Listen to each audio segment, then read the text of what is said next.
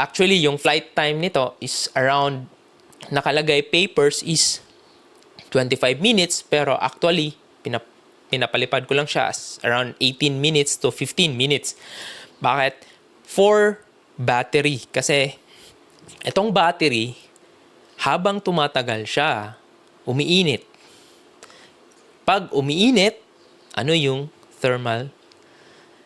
Pag umiinit yung bagay, nag-expand po yun.